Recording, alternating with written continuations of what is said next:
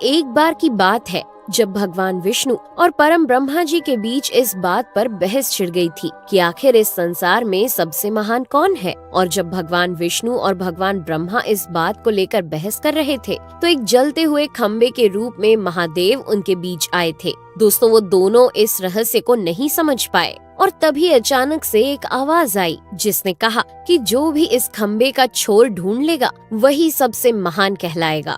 ऐसा सुनते ही ब्रह्मा जी ने एक पक्षी का रूप लिया और खम्बे का ऊपरी हिस्सा ढूंढने निकल गए। वहीं विष्णु जी ने वराह का रूप धारण किया और खम्बे का अंत ढूंढने निकल गए। बहुत देर तक खोजने के बाद भी दोनों में से किसी को भी खम्बे का छोर नहीं मिला और दोनों हार मानकर वापस आ गए। जिसके बाद भगवान शिव अपने असली रूप में आए और फिर भगवान विष्णु और ब्रह्मा जी ने ये मान लिया कि महादेव ही सबसे महान और शक्तिशाली हैं। इनसे बड़ी शक्ति इस दुनिया में कोई नहीं है। इसके साथ ही शिव पुराण में बताया गया खम्बा इस बात को दर्शाता है कि ना ही भगवान शिव जन्मे थे और ना ही उनका कोई अंत है। और एक कारण तो यही है कि भगवान शिव को स्वयंभू कहा जाता है, यानी भगवान शिव का अंत है ही नहीं, वे अमर हैं।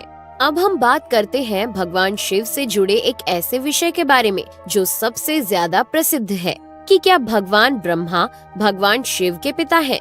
जी हाँ, इनकी ये कहानी लोगों के बीच काफी प्रसिद्ध है। तो आपको बता दें कि आखिर किस प्रकार भगवान शिव ने ब्रह्मा पुत्र के रूप में जन्म लिया था। इसके पीछे विष्णु पुराण की एक पौराणिक कथा है जिसके अनुसार जब धरती, आकाश, पाताल या कहें पूरा यूनिवर्स जलमग्न यानी पानी में डूबा हुआ था, तब भगवान विष्णु के अलावा कोई भी देव या प्राणी इस संसार में नहीं था। तब केवल विष्णु ही जल सतह पर अपने शेष नाग पर लेटे हुए नजर आ रहे थे। जिसके बाद उनकी नाभि से कमल की डंडी पर ब्रह्मा जी प्रकट हुए और जब भगवान ब्रह्मा और भगवान विष्णु इस यूनिवर्स से संबंधित बातें कर रहे थे तब भगवान शिव प्रकट हुए। जिसके बाद ब्रह्मा ने उन्हें पहचानने से इनकार कर दिया। इस कारण से भगवान शिव रूठ गए और उनके रूठ जाने के कारण भगवान विष्णु ने उन्हें दिव्य दृष्टि प्रदान कर ब्रह्मा जी को भगवान शिव की याद दिलाई। जिसके बाद भगवान ब्रह्मा को अपनी गलती का एहसास हुआ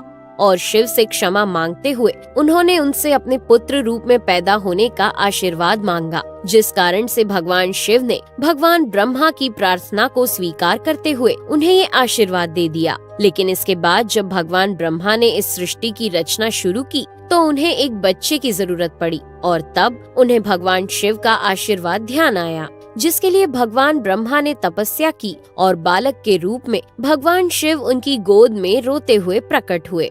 आपको